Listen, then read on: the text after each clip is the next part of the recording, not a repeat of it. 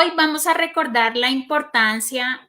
Buenas tardes, bienvenidos a este conversatorio con nuestro experto Famisanar.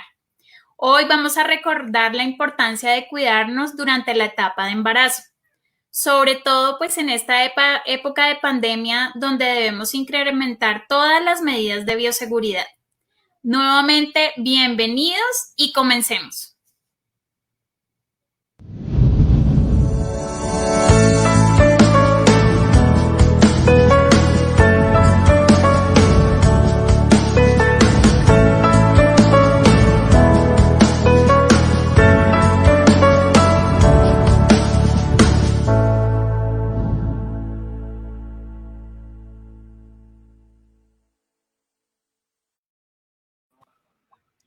Recuerden que pueden realizar todas sus preguntas a través de nuestro chat.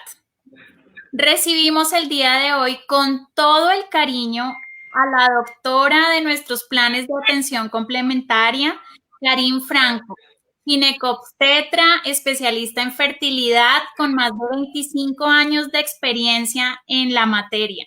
Doctora, bienvenidísima, mejor dicho, qué gusto tenerte con nosotros.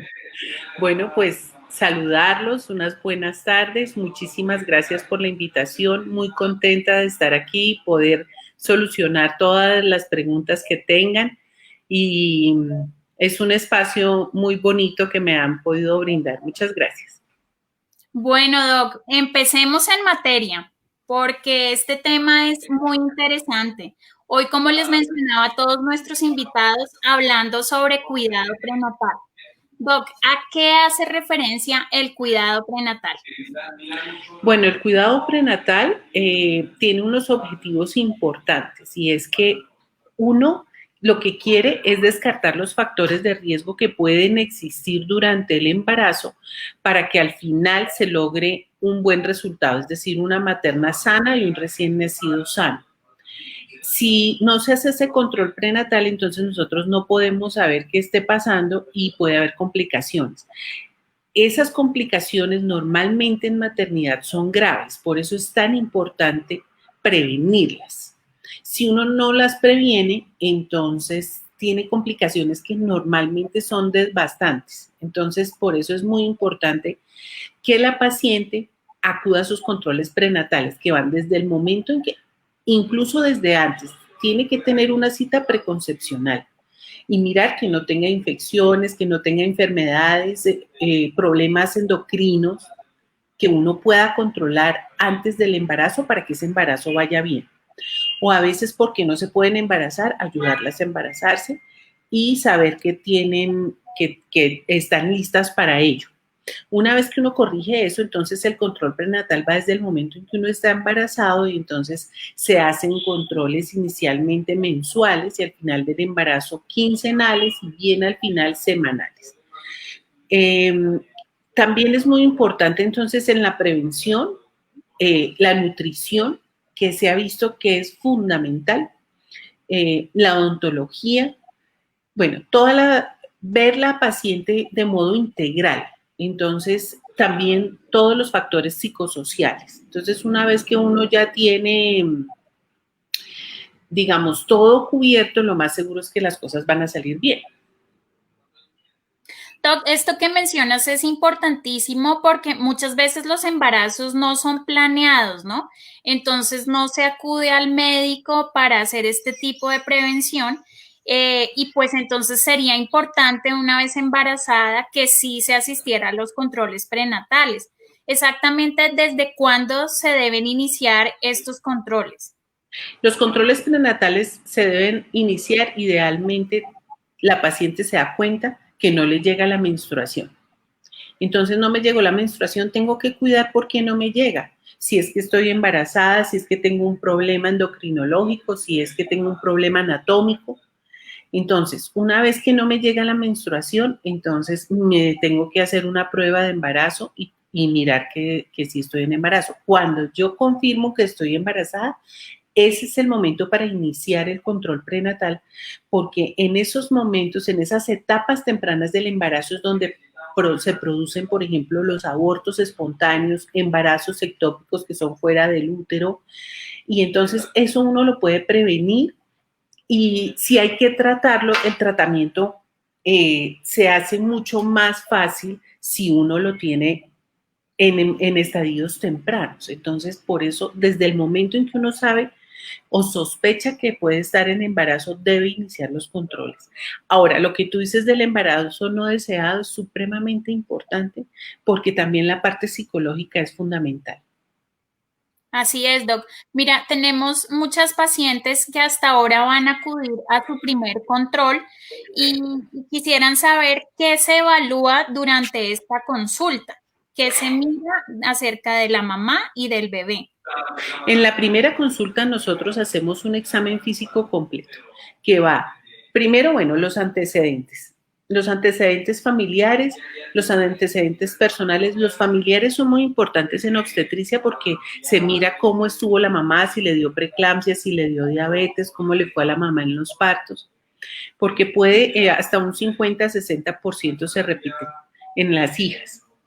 Entonces, se hace una historia clínica completa, se preguntan los antecedentes y se mira el peso, la talla, que esté de acorde, se le explica cuánto tiempo, cuánto puede subir de peso durante todo el embarazo, que más o menos son de 9 a 12 kilos, y se hace un examen físico completo.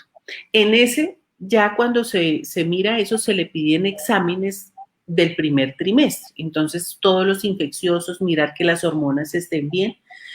Y se hace una primera ecografía para corroborar que el embarazo esté dentro del útero y no en otra parte. Doc, esa es otra pregunta muy frecuente. ¿Cada cuánto se deben realizar las ecografías? Las ecografías, normalmente se debe hacer una primera ecografía para mirar que el embarazo esté dentro del útero. Después se repite la ecografía más o menos en semana 8 o 10 porque hay muchos embarazos que se pierden tempranamente porque se hace control de calidad genético. Entonces, los fetos que son buenos van a pasar y los fetos que no son buenos no van a pasar. Entonces, en semana 8 o 10, normalmente si hemos llegado a la semana 8 o 10, es posible que ese embarazo siga su curso natural bueno. Entonces, en semana 8 o 10 miramos que el feto esté bien, que todo esté bien. Después, en semana 12 se debe hacer una ecografía para descartar las malformaciones fetales. Se repite otra la semana 18 para ver que esté todo completico el feto y al final se hace ecografía para ver que no se queden en el crecimiento y cuánto peso va a tener el feto para decidir la vía del parto. Super, Doc. Mira, hay un temor también muy grande a que las ecografías pueden causar algún daño al bebé, ¿no? Y he escuchado muchas pacientes que no se practican ecografías por ese temor. ¿Qué nos puedes hablar al respecto?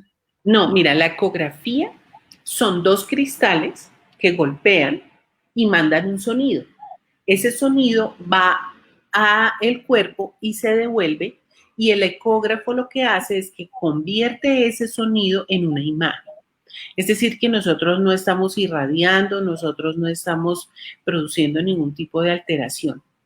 ¿Por qué pasa eso? Es porque en alguna oportunidad se hacía muy seguido, pero así todos los días. Eh, y se podían detectar ahí malformaciones. Pero lo que quiero decirles es que, por ejemplo, en pacientes de alto riesgo con bebés que tienen problemas serios, que uno los tiene que seguir todos los días porque no sabe si ese feto va a progresar o no, uno hace ecografías diarias y no pasa nada, o sea, no hay que tenerle temor a la ecografía. Super, Doc. Si quieres, pasamos al segundo trimestre. En el primer trimestre, ya como tú nos resumiste, pues iniciaría este control prenatal. Y en el segundo. En el segundo trimestre es muy importante porque ya se hace la ecografía detallada. Entonces se mira que el feto, digamos que hasta la semana 20 el feto se está formando y después de la semana 20 el feto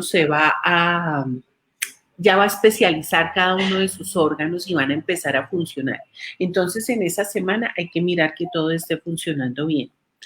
Se mira porque aparece también una hormona que se llama lactógeno placentario, que es el que va a manejar el azúcar durante el resto del embarazo. Entonces ahí en el segundo trimestre se solicitan esos exámenes para mirar cómo se está manejando el azúcar y ya empieza a moverse el feto, entonces ya se empiezan a dar cuenta en cuándo se mueve, porque hasta el segundo trimestre a veces no lo sienten y entonces eso causa un poco de temor si el feto está bien o no.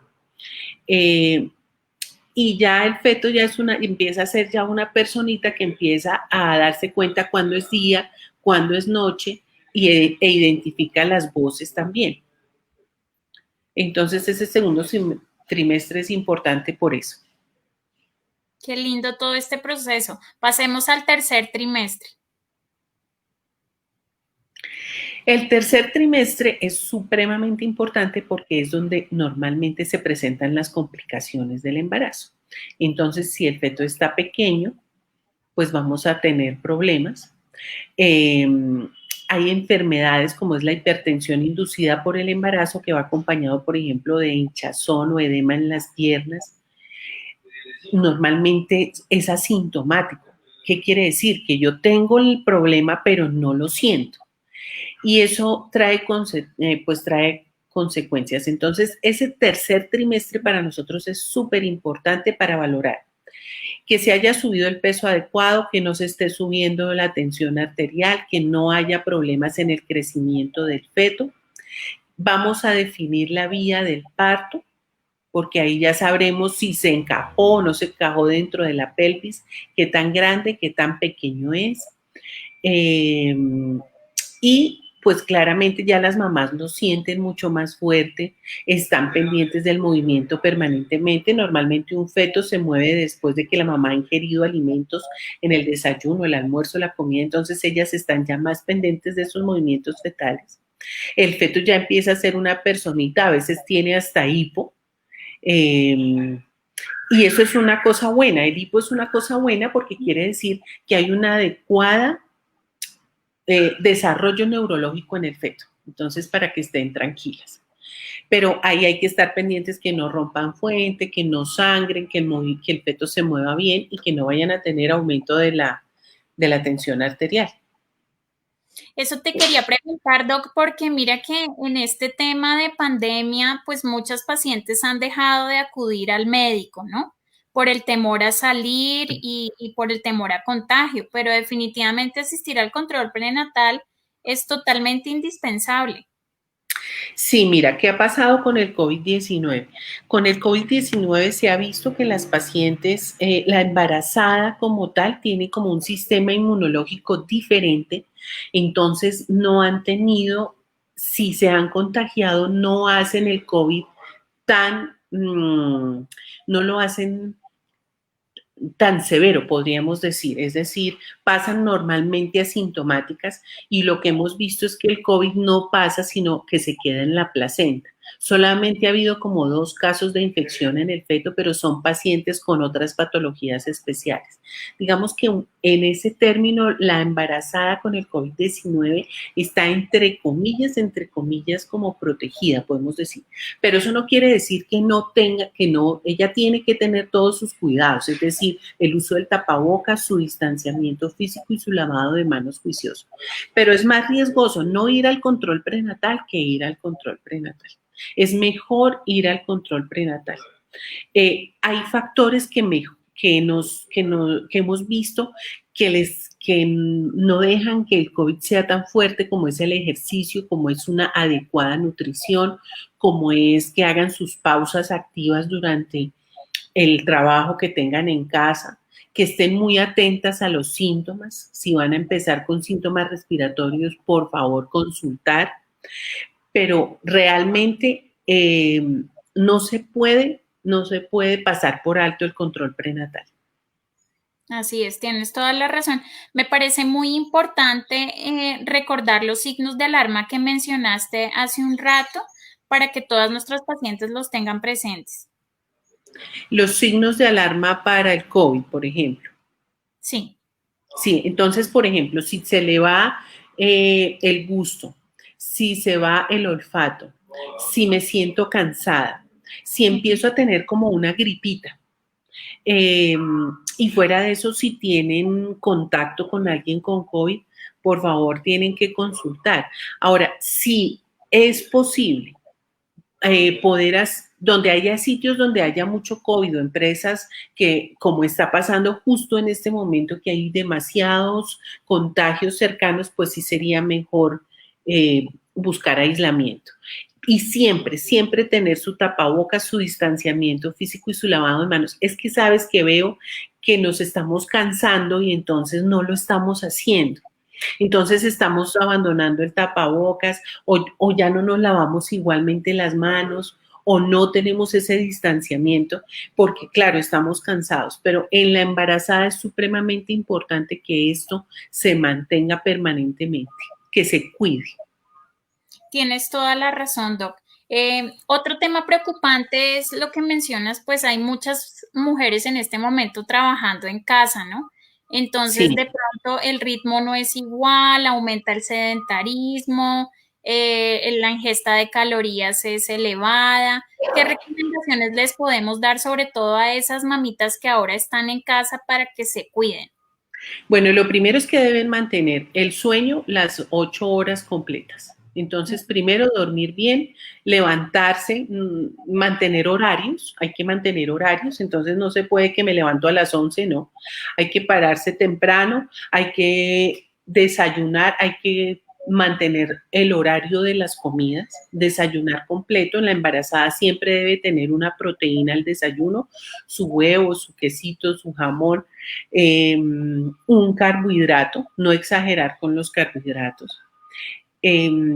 Y debe debe hacer ejercicio que no sea de impacto, sino, por ejemplo, hacer estiramientos, puede salir y caminar, darle la vuelta a la manzana o dentro de la misma casa, hacer varios recorridos, digamos, durante 20 minutos. Es muy importante que haga sus pausas activas, es decir, 45 minutos en un computador y me paro, voy al baño, me tomo un vaso de agua, muevo las piernas y vuelvo y me siento. ¿Qué otra cosa sería importante? Y no excederse tampoco. Es verdad que a veces las jornadas laborales se están prolongando, pero en la embarazada yo sí recomendaría que se debe ser juicioso con el horario, es decir, no excederlo, porque esa posición de sentada no es bueno para el útero.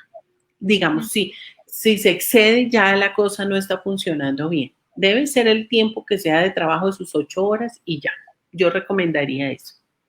Perfecto, Doc. Si quieres, pasemos a hablar sobre factores de riesgo. Espérate, yo prendo la luz. Claro.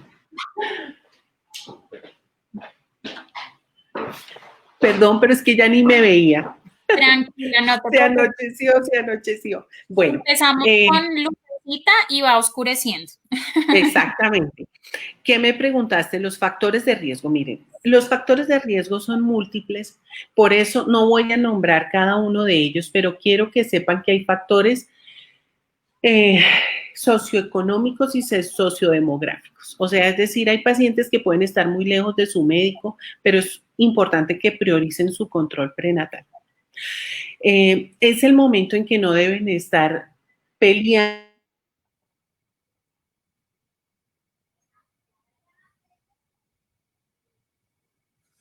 Se me fue.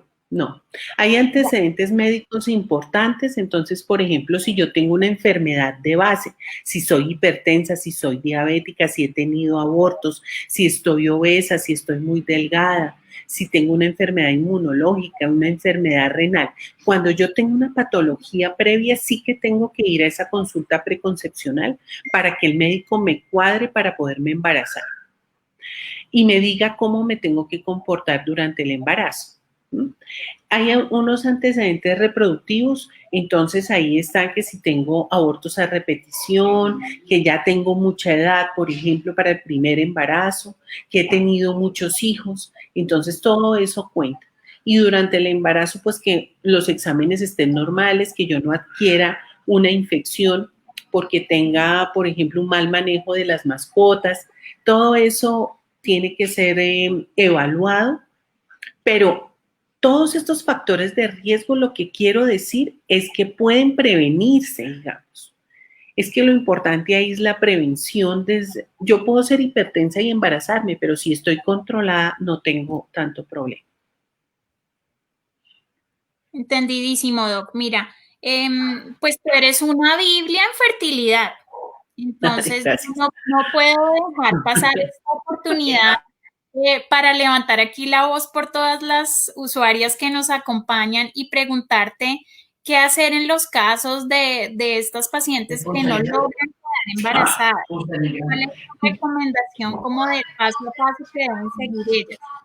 Mira, lo primero que yo quiero, que era el mensaje que lo pensé, es que si yo estoy sospechando que no me puedo embarazar, por favor, consulta. Sí, yo digo, ve, qué tan raro que no me embarazo. ¿Por qué no me embarazo si ya estoy con mi pareja? Llevo más de 6 meses intentándolo. No dejen pasar el año, los 2 años, los 3 años. Y lo otro, que si yo lo siento, entonces debo ir donde el ginecólogo. Si el ginecólogo no me presta atención, entonces tengo que ir donde un especialista en fertilidad. Pero no dejar pasar el tiempo, porque eso quería contarles. Ha habido como unos cambios generacionales, es decir, tenemos como unos extremos. O se embarazan muy adolescentes, que tampoco es bueno, o me están dejando la maternidad para después de los 30.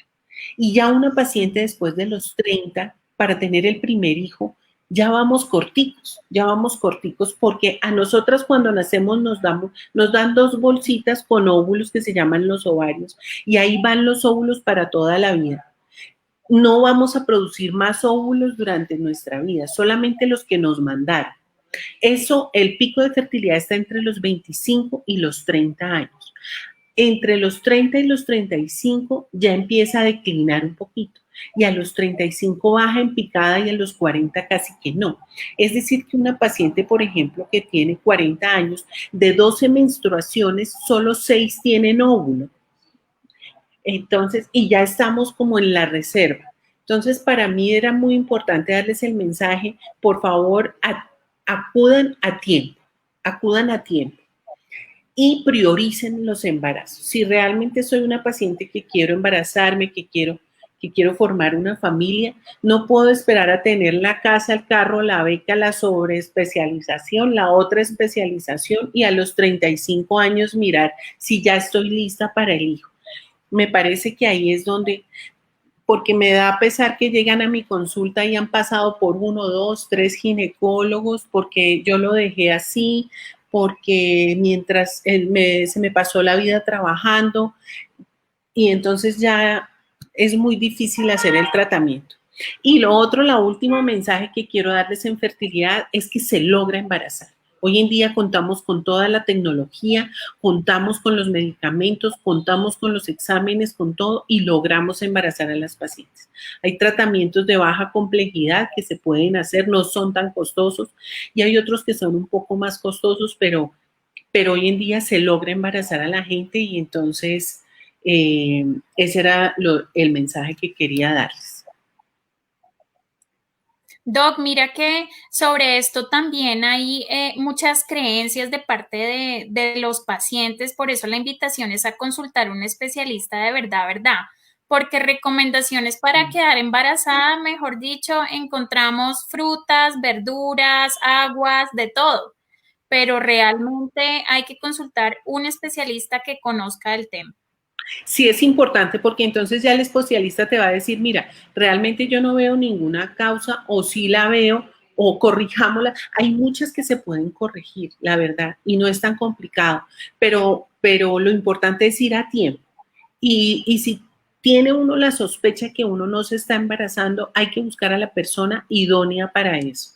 Y que si van a un ginecólogo y no les puso atención, puede pasar porque no es una prioridad para el ginecobstetra, digamos. El obstetra lo que quiere es cuidar a sus embarazadas.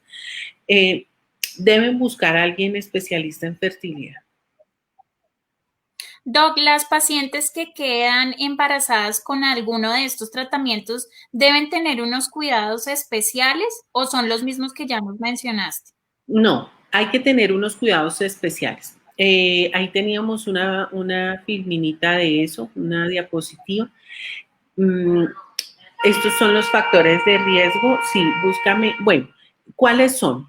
Es importante pues acudir rápido a su control prenatal, no tener relaciones sexuales durante los primeros meses y si los va a tener que sea con preservativo, porque a veces es exacto.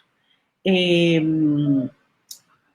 ¿Qué pasa? Que el semen tiene unas sustancias que producen contracciones uterinas, se llaman las prostaglandinas, y es precisamente para que el espermatozoide suba y se encuentre con el óvulo y se haga la fertilización. Pero ya cuando estoy embarazada no quiero que eso pase para que no se me vaya a perder el embarazo.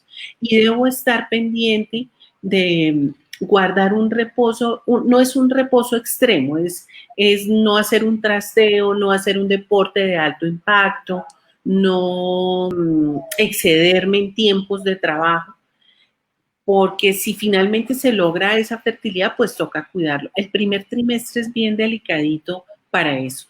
Entonces, acudir rápido si necesito algún suplemento, digamos, hormonal para que el útero esté fuerte para sostener el embarazo, entonces lo podamos hacer. Doc, mira, de verdad que es una bendición tenerte dentro de nuestros Gracias. planes de atención complementaria, dentro de nuestra familia Famisanar, y estoy segura que escuchándote muchos de nuestros usuarios se orientaron y seguramente van a consultar. Bueno, tenemos aquí una sesión muy interesante que se llama Mitos y Verdades. Ah, muy bien, muy bien. Muchas gracias, muchas gracias. Yo también estoy muy contenta por pertenecer a Famisana. Gracias, Doc.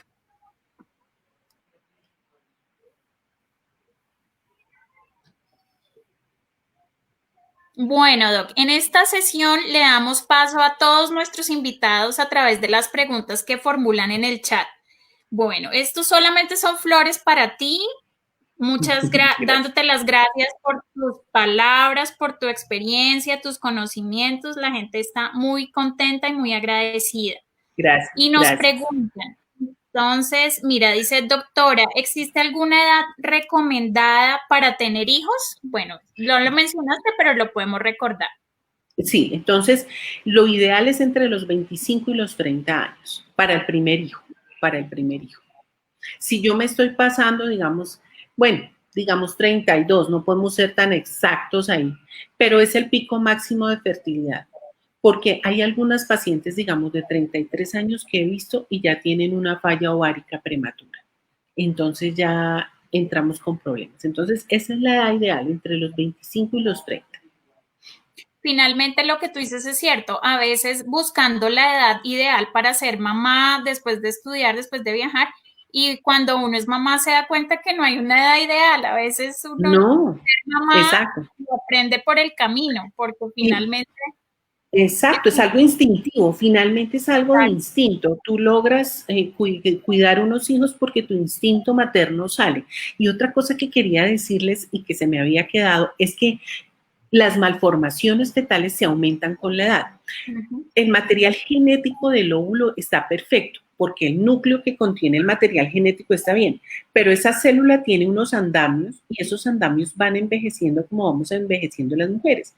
Entonces, cuando se va a construir el óvulo, se va a construir el embrión, se lleva pedacitos de material genético de un lado para otro y con el aumento de la edad tenemos mayor probabilidad de tener malformaciones fetales. Esa es otra de las causas por las cuales no se puede postergar tanto la fertilidad. Tienes toda la razón. Ahora, tampoco queremos decir con eso que no pueda quedar una mamita de 40 años embarazada de manera natural, digamos, ¿no?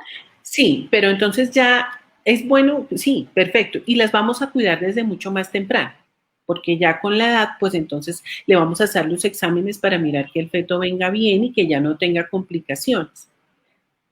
Así es. Perfecto, Doc. Mira, también nos preguntan, si una mamá tiene COVID, ¿existe alguna posibilidad que el bebé lo tenga? Hasta ahora el COVID es una enfermedad nueva para nosotros, llevamos pues estos pocos meses con eso, lo que se ha visto es que no es tan frecuente, se ha visto el COVID en la placenta, pero no se ha visto que pase. digamos que estudios grandes de pacientes de 200, 300, 400 pacientes que han estado embarazadas en diferentes países, una o dos ha tenido infección el feto. Se ha visto más en la lactancia, porque como yo estoy con el bebé ya ahí y yo Claro. lo tengo, entonces lo que se dice es que se debe lactar con tapabocas si uno tiene algún riesgo de COVID. Digamos que en la lactancia ha sido más frecuente la transmisión hacia el recién nacido que durante el embarazo.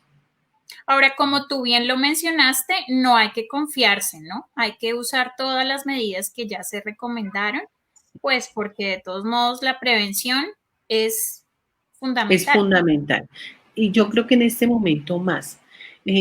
Yo también a veces me siento cansada, me canso con el tapabocas, me canso, es difícil, pero no podemos bajar la guardia. En este momento estamos con los hospitales llenos y no podemos bajar la guardia. Tienes toda la razón, Doc. Mira, nos dicen a qué edad gestacional se puede saber el sexo del bebé. Ah, sí, eso es una pregunta muy frecuente. Normalmente en esa ecografía que se hace en semana 18, que es la ecografía en el segundo trimestre, que es la ecografía de detalle, ahí se ve perfectamente ya el sexo, ahí ya está determinado. Digamos que uno lo pudiera ver desde semana 16, pero uno duda, a veces uno duda porque no se han terminado de formar bien los genitales y entonces uno puede tener ahí, o sea, uno no se compromete, pero en semana 18 normalmente ya se tiene el sexo. Mira, Doc, también nos preguntan qué tan importante es el tamizaje. Para aquellas personas pues que no saben qué es tamizaje, expliquemos un poquito. El tamizaje es como coger un colador y echar ahí todas las pacientes. Y las que se me quedan en el colador, quiere decir que algo está pasando y esas son las que yo voy a estudiar más y les voy a hacer unos exámenes complementarios. El tamizaje se hace más o menos en semana 12, se hace una ecografía en donde se mira el grosor de la nuca del feto, la distancia, los huesos nasales y la distancia de los ojos, y eso nos da como unos riesgos de tener o no tener una malformación fetal. Se hace en semana 12, es muy importante, sobre todo para pacientes que han tenido antecedentes, por ejemplo, de síndrome Down o hay síndrome Down en la familia, o para pacientes mayores de 35 años que tienen mayor posibilidad de hacer una malformación. Normalmente no se aconseja, la Secretaría de Salud no lo aconseja para todas, el tamizaje con hormonas y todo, pero sí hacer la ecografía para mirar que no haya ningún problema. Perfecto. Nos pregunta Diana, doctora, he tenido más de 2 abortos. ¿Cuánto tiempo es recomendable para volver a intentar embarazo? Lo más pronto posible que puedas, porque mira, con las pérdidas recurrentes, que son los abortos a repetición, pasa una cosa. Normalmente no es la misma causa del primero, el segundo o el tercero. Antes, cuando yo empecé a estudiar eso, que hace muy poquito tiempo, nosotros pensábamos que las embarazadas que tenían abortos finalmente no lograban un feto a término o un bebé en casa. Y lo que se vio es que sí. Y entonces eran pacientes que tenían 9 y 10 y 11 abortos y al final sí tenían un hijo en casa. Entonces, mi recomendación es la siguiente. Si has tenido un aborto después de 3 meses de una buena menstruación, ya se debe buscar el siguiente embarazo. Porque lo que va pasando es que se va pasando el tiempo y se nos junta a la pérdida de los embarazos, se nos junta la edad. Y sí que es importante la cita preconcepcional con un especialista, porque ahí te van a buscar enfermedades inmunológicas, enfermedades endocrinológicas, enfermedades infecciosas, mirar qué pasa si fue por algo genético o no, y a veces hay que hacer estudio genético a la pareja y de compatibilidad. Entonces, es muy importante buscar la causa porque así la podremos corregir y nos evitamos más abortos. Entonces, digamos que esa es como la recomendación. Entre más rápido lo hagan, mejor. Lo que tienen los abortos a repetición es que es una cosa muy devastadora desde el punto de vista psicológico. Entonces, es muy duro eso. Pero el mensaje es, miren, finalmente logran embarazarse, finalmente logran un bebé en casa. Ahí, como que dice, el que persevera alcanza. Sí se puede, sí se puede. Sí. Mira, precisamente nos están preguntando que si los tratamientos son muy costosos, que se rumora que son tratamientos económicamente inalcanzables. No, mira, un tratamiento in vitro está más o menos en un promedio entre 10 y 15 millones de pesos. Yo sé que es mucho dinero, lo que pasa es que se necesita mucha tecnología y medicamentos que son recombinantes de alta tecnología.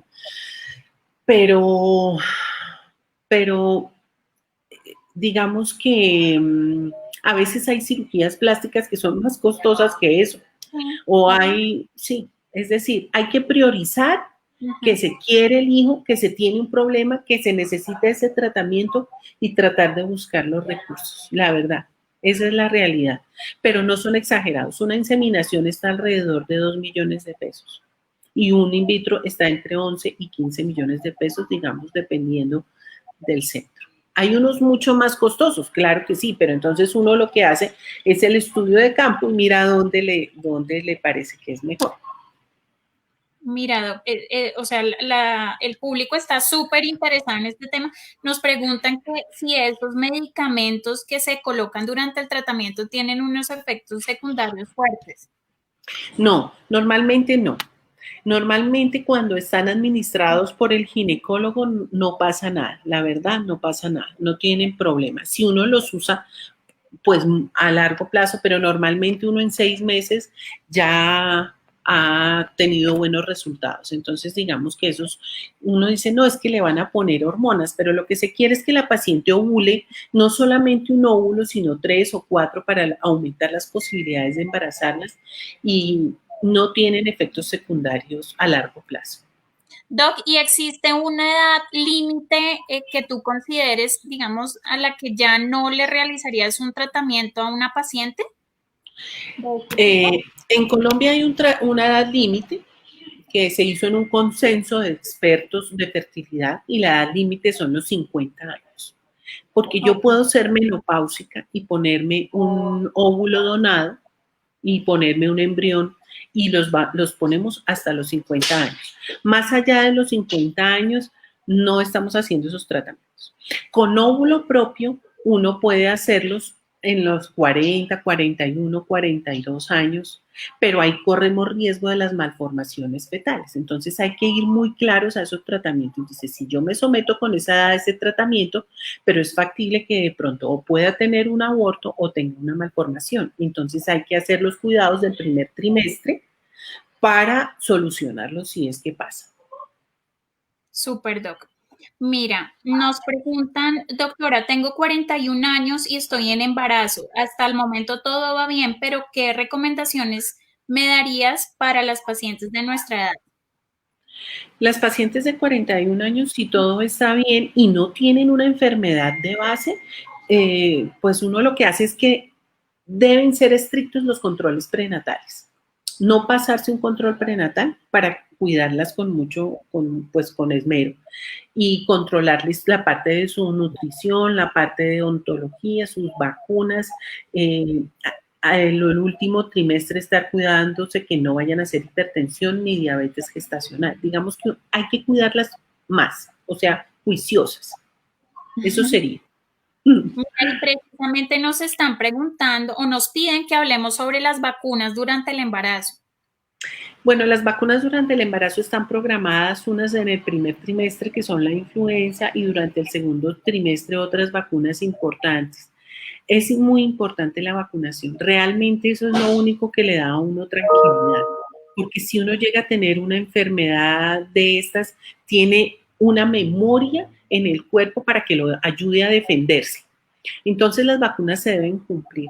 A mí me gusta un poquito más tarde, es decir, después de la semana 18, cuando ya ese feto está totalmente formado y ya no se va sino a especializar. Entonces en ese momento uno ya manda todas las vacunas, pero las vacunas, por ejemplo, en Famisanar están muy bien organizadas, o sea, hay que seguir ese esquema. Doc, mira, y a propósito de las vacunas, esta sí es una pregunta mía. ¿Tú crees que las mamitas en embarazo se deben colocar la vacuna de COVID? No, por ahora no está estipulado porque precisamente se ha visto, primero no hay estudios, no Ajá. hay estudios.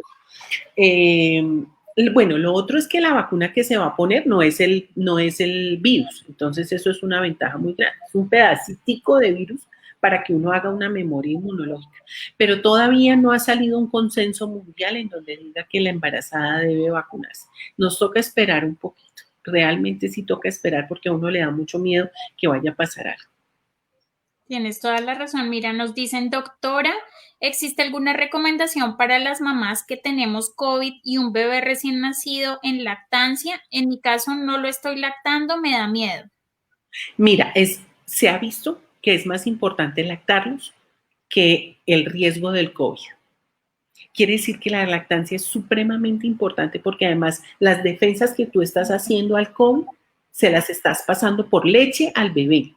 Lo que hay que hacer es ponerse un tapabocas y lactarlo. Mientras tú no lo lactas, puedes estar separada en otra habitación y haces tu aislamiento esos 15 días que se requieren solamente. Y después ya puedes estar con tu bebé permanentemente. Pero mientras estés, digamos, activa con el COVID, hay que ponerse el tapabocas y lactar o lactar. El no lactar es más perjudicial. Tienes toda Esas la son las razón, doctora. recomendaciones.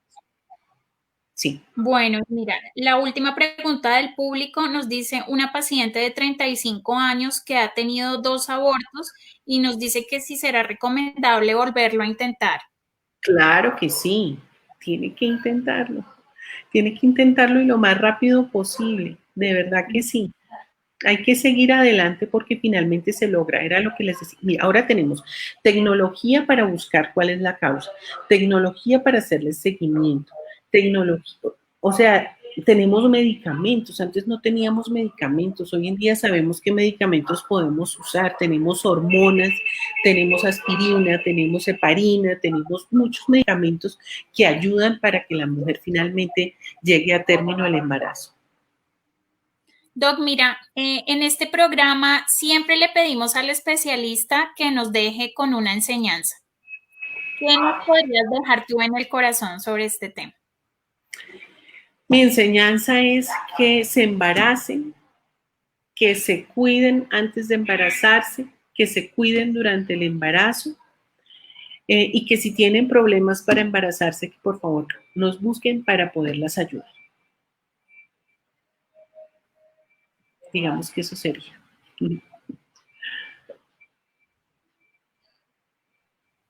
Se nos fue Laura, la doctora. Doc, Ya, muchas gracias por este espacio. Esperamos. Doc, ¿me escuchas? ¿Ya regresé? ya, ¿Me estabas escuchas ahí? entrecortada.